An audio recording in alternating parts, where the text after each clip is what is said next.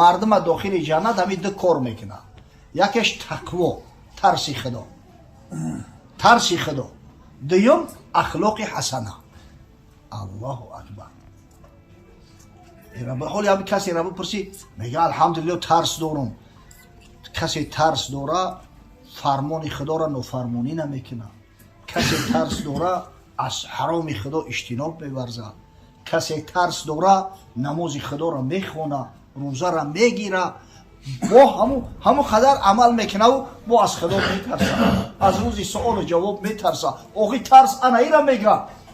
тамоми ҷиноята кунӣ ва ай худо метарсам. валлоҳ дурӯғ мегӯй. حمد به حد آن خدای پاک را که جان بخشید مشت خاک را. السلام علیکم و رحمت الله و برکاته. دوستان عزیز، ما قرار داریم در داروخانه شفافرما و شما داروهای طبیعی از اختیار شده را از داروخانه شفافرما رو توصیه می‌کنیم. مثلا برای بزبله شدن، برای بغم درد، برای بقوت کردن مردانگی، برای گمرای ژنسکی здоровья، روانهای تازه سیاه‌دانه، قیس از هندی و دیگر غیره ها برای خراب شدن، فربه‌شدن، پروستات بسیار داروها را شما از داروخانه شفافرما میتونید با باوری کامل دسترس نمایید. رقم‌ها در روی اکران زنگ زنید. یک شخص نماز میخونده است، در وقت نماز همین دستش خطی، ریشش خطی بازی داره، اینا میتونه ریشش شونا میکنه بعد حضرت نخواست چشمش غلطید، گفت لو خشعت قلبه لخشع جوارحه. اگر همین دلش در ترس میشید که اعضای بدنش هم میترسیدن، بازی نمیکرد، ریش درست نمیکرد در دوی نماز. اینا ببینه حضرت زین العابدین امام سجاد خدا رحمت مغفرتش کنه، فرزند امام حسین، میگه در همین نماز می ایستاده رنگ روش میکنده، چشماش سرخ میشید، لرزش میگرفت. بعد گفتن حضرت اوخی این ترس هراس ای که جای اوخی تو فرزند رسول الله صلی الله علیه و سلم این قدر درجه و منزله داری، اوخی تو در حیات ایام خوردید نمازی را ترک نکردی، هیچ معصیتی نکردی، مردم همه ای تو تقلید میکنن و با تو تقلید میکنن، تو یک قدوه هستی. میگه آخی در حضور پروردگار میستم چکل نترسم. آیا این خدای تعالی بندگی ما قبول میکرده باشه؟ آیا این نمازی من را قبول میکرده باشه؟ نکنه که فرد روز قیامت نمازی خودگی ما بگیره در سر روم بزنم. چی بسا نمازهایی هست که خدا قبولش نمیکنه، چی بسا بندگی هایی هست که مورد پسند الله عزوجل قرار نمیگیره. الله اکبر. این ایره ترسی خدا میگن. حضرت ابراهیم خلیل وقتی میگه جبریل علیه السلام آیات وعید خدا را می آورد، آیات عذاب علی دوزخ، ای ترس حراس خوشش میرفته. بعد یه روز میگهش تو خلیل اللهی، خداوند تو را خلیل گفته، دوست گفته، نخو خلیل دوست ای دوستی خودش قبل ترسه؟ گو یا جبریل، این پروردگاری هست که به همه رابطه خویش تباری را قطع کرده گیه. لم یلید و لم یولد گفت، نزاد کسی را و نزاده شده کسی، به هیچ که رابطه خویش تباری نداره، ای همه قطع کرده گیه. چخیل نمیترسم؟ امی که پروردگار چخیل نمیترسی که رابطه را به همه قطع کرد؟ لم یلید لم یولد است و از قدم، نه پدر دارد نه فرزند نه ام، جز خضوع و بندگی و استقرار اندر این حضرت ندارد اعتبار. در حضور الله عزوجل فقط همین ترس، بندگی، عابدیده همین قدر قیمت دارد. اینجا جای غرور و تکبر و کتگی نیست که من خلیل الله هستم. سبحان الله. حضرت صلی الله علیه و سلم میگه باری از حضرت جبریل سوال کردم، مالی لا ارا میکائیل یضحک. ای حبیب، ای جبریل گفتم میگه چرا همین حضرت میکائیل که ملائکه رحمت الله های متصدی نمی رزق روزی و خشی و راحتی مغنده های، شما هیچ وقت ندیدم که همین بخنده تبسم کنه. میگه حضرت جبریل در جواب گفت ما ضحک میکائیل منذ خلقت النار. ای زمانی که خدای تعالی همین جهنم خلق کرد، آتش جهنم، دیگه حضرت میکائیل ای ترس نخندیده همون زمان. ملائکه که خداوند ای نور خلقش کرده، ای نور، ملائکه که یک طرفت العین اسیان نمیکنه، این قدر میترسه از جهنم. آخه ما مستحق آتش جهنمیم، در قصهش نیستیم، پروا نداریم. همین ترس خدا بسیار مهمه. خشوع به حال کسی که در قلب ترس خدا دارد. به شک شبهه دلی که ترس نداره به خدا یک نجاست است، هیچ اعتبار نداره. نه دیده بود که جستجویش نکند، نه کام و زبان که گفتگویش نکند. هر دل که در او ترس خدایی نبود، گر پیش سگ اندازند بویش نکند. دلی که ترس خدا نداره او نجاست است. در پیش سگ پرتو سگ بوش نمیکشد. باید انسان ترس داشته باشه. تقوی الله میگفتن که یا رسول الله وصیت مکن، میگفت اوصیکم بتقوی الله، شما را وصیت میکنم به ترس خدا. و نفسی اولا بتقوی الله، اول خود به توصیه میتونم، خود به وصیت میکنم به ترس خدا، بعدا شما را. با خدا قسم، همی کسی ترس خدا داره میترسه از خدا، جنایت کم میکنه یا جنایت اصلا نمیکنه، فرمان خدا را میبره، در حق یک از خیانت نمیکنه. ترس خدا اگر به شرط باشه، نه که اگر همین چیزا که نباشه مغرور میشه، فریفته شیطان میشه، در فسق فساد یا متور میشه میره. یکی از علمای تابعین که از فقهای سبعه مدینه منوره حساب میخوره، در اصل تابعین در مدینه منوره 7 فقیه بدن که اینا یک ستاره تابان برای عالم اسلام بدن. 7 فقیه بزرگ بدن. سرورشو حضرت قاسم ابن محمد ابن ابوبکر صدیق، نبیره حضرت ابوبکر صدیق ای. یکی از همونا نامش سلیمان ابن یسار بود رحمه الله تعالی. مردی صاحب جمال، قامت بلند، زیبای عرب میگفتیانش، به حد بزیر خشبو بود است. همراه یک رفیقش با نام محمد ابن واسع رحمه الله، این قصه را امام غزالی آورده است در احیاء علومش. میگه قصد سفر خانه خدا کردن، از مدینه منوره که زیارت رفتیستیم کعبه. در راه در جای بیگاروزی شده بود، خیمه زدن، اگه مسافرها خیمه داشتن که زمانه پیش یک جای آفیس و یک مهمان خانه بود، مردم هم خیمه داشتن، خیمه میزدن، شب شده روز میکردن.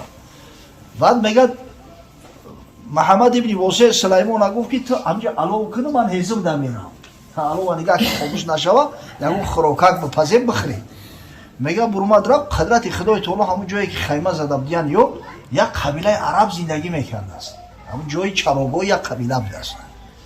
یک زنی سروری قبیله وقتی میبینش این را با این حسن جمال، بسیار صاحب جمال، همین دیگه شهوت بالا میگیره، میآید نزدش، در خیمه میدروید، خچه پیشکش میکنه، این ما در خدمتی، اگر بخواهیم میتونیم مثلا اشرت برویم. این همی سرش خم میکنه، همون جای شیشتگیش در چنان با درد نوله میکنه، همین خیلی میگریه، اوی قنیگه میکنه که هیچ نگریه این بود شوه. میگه این آدم دی نرمال نبوده است، ولی این مردم ابلهی ما خیلی فکر دارن، این آدمی سالم نبوده است. میگه میبره میره. محمد ابن واسع رحمه الله میآید یا در زهیزم رحمه الله میآید یا در زهیزم قطعی که این همه قیگریسته است، الهی توبه. بعد ای بچه چیکار کردی؟ چی درد داری؟ چی گریه میکنی؟ و میگه نمیدونم برادر چی کمبودی و چی خطای ایمو رفت است، خداوند چنان امتحانی سخت کرد که شد در دهشت رفتیدم، ایمو ترس گریه دارم. بعد همی قصه را کرد در پیشش، او را در پالو شیشت گریه را برداشته و گفت تو چی درد داری؟ تو چی گریه میکنی؟ گفت من میترسم که اگر در جای تو میشیدم تو قدم میکردم، شاید همی کردم میرفتم، شیطانی ملعون وسوسه میکرد. مردای خدای نه خیل میشوند، انا می ترسی خدایی که آدم سعی میکنه که نکاح حلال کنه، زنی حلالی بگیره، ترسی خدایی که از زنا پرهیز میکنه. اگر همی ترسی خدا نباشه همه کار انسان میره. خدا کنه که همی تقوا و ترسی خدا پیشه و راه و رویشی همی جوان مرد باشه. این برادرمون میرزا ولی که الحمدلله در توی نکاحی شرکت داریم. حضرت سلیمان ابن یسار قصه کردم، میگه وقتی رفتن مکه مکرمه خانه خدا را زیارت کردن، بعد میگه درم داخل حرم یک کنج در شیشتگی منتظر نماز خوابش میبره حضرت با هم تکیه ستم، در خوابش حضرت یوسف علیه السلام رو میبینه. بعد میگه که تو سلیمان ابن یساری؟ میگه بله حضرت شما حضرت یوسفه؟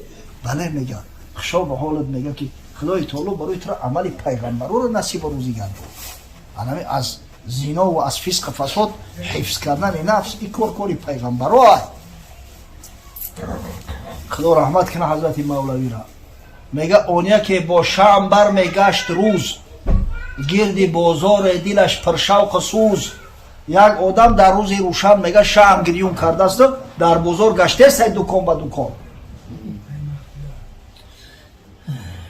بوالفضول گفت او را ای فلان هینچی میجویی به سوی هر دکان؟ یک اقلک همونجا ایستادگی گفت ای بچه چی در داری چی میکوی؟ گفت میجویم به هر سو آدمی کو بود حی از حیات این دمی. گفت آدم گفتستم آدم. اون یکی گفتش که هست بازار پر مرد مانند آخر ای دانای حر. یک کسی یک اما چه همین آدم نیستن؟ همین بازار همه آدم های همه مردن کنی نگه دارن. گفت خواهم مرد در جاده دره، در ره خشم به هنگام شرع. نگو من در دو جاده مرد گفتستم، یکیش در وقتی خشم غضب، دیگه‌اش در وقتی ربی شهوت. وقتی خشم و وقتی شهوت مرد کو، طالب مرد روانم کو با کو. همتنی یک مرده که نشون بتیدم من جان فدا کنم براش. کو در این دو راه مرد در جهان، تا فدای او کنم امروز جان. من میگه ترک حرص شهوت و آزاوری هست مردی و رگی پیغمبری. انا خشا به حال جوانه که خشا نگاه میکنه، خشا کنترل میکنه. انشالله خداوند برکتش بهتر، زندگیش هم زندگی شیرین و خوب میگذره. انشالله امید است که فردا روز قیامت هم خداوند متعال از آتش جانسوز جهنم نجاتش بده. پروردگار بزرگ میرزا ولی ما را رحمتش داده است، در روسیه ایستاده ببینه که کنترل کرده و زن میگیره، خدا نگهش بداره. دوم چیزی که از همه بیشتر مردم وارد جنت میکرده است حسن الخلق، اخلاق حسنه، اخلاق زیبا. اصلا مسلمان باید اخلاقش زیبا باشه، زیرا پیامبر ما محمد صلی الله علیه و سلم خوش اخلاق ترین بنده الله ای. ای پیغمبر ما را خوش اخلاق‌تر خدای تعالی هیچ کس خلق نکرده است. ببینه پیامبری را که همه صفات بزرگی را خدا براش داده است، حتی تصور کرده نمیشود که یک مخلوق چی صفات بزرگی داشته باشه و رسول خدا صلی الله علیه و سلم او را نداشته باشه.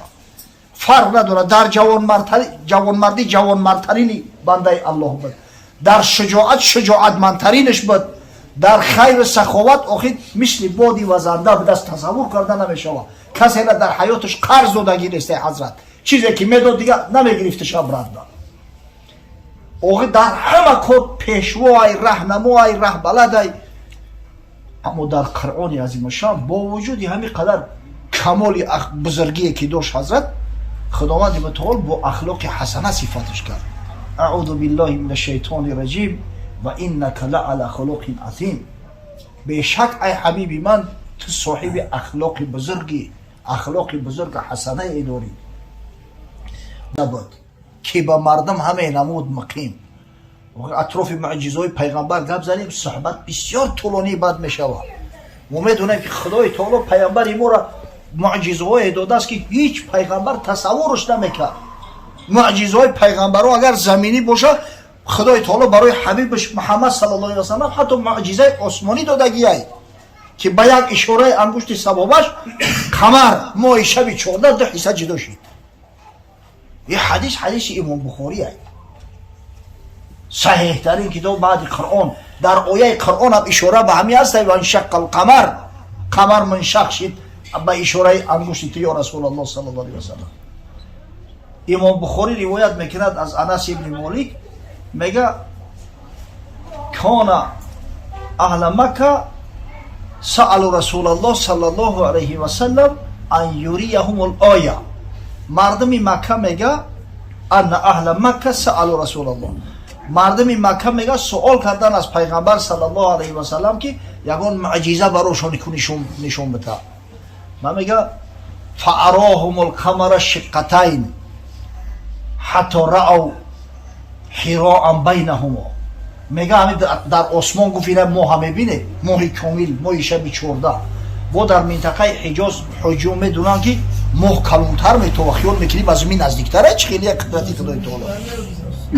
همه اشاره کرد میگم ما 2 حصه جدا شیم، حتی در بین همون 2 حصه ما غار یک غار سیاه بودن چخیل هم دیگر جدا میشود. هزاران معجزه داره. این معجزه قرآن جایگاه نداره. معجزه زمینی و آسمانی معجزه که تا روز قیامت هست. اگر معجزه های پیغمبرها موقتی باشه، وقتی اینچه باشه، همون یک زمان و یک مکان در نشان داده باشن، آخه این معجزه قرآن تا روز قیامت و انشالله بعد قیامت هم هست که ما برای صحیباش در پیش پروردگار طلب شفاعت میکنن. مصطفی را 1000 معجزه بود که به مردم همه نمود مقیم، بهترین 1000 معجزهش ادب نیک بود و خلق عظیم. همین در میان همه معجزه ها میگه از همه بزرگتر و بهترش همین اخلاق و آداب حسنه و بزرگ شد. ما و شما امتای محمد صلی الله علیه و سلم هستیم. مسلمان با اخلاق و آدابش باید از دیگر مردم فرق کنه.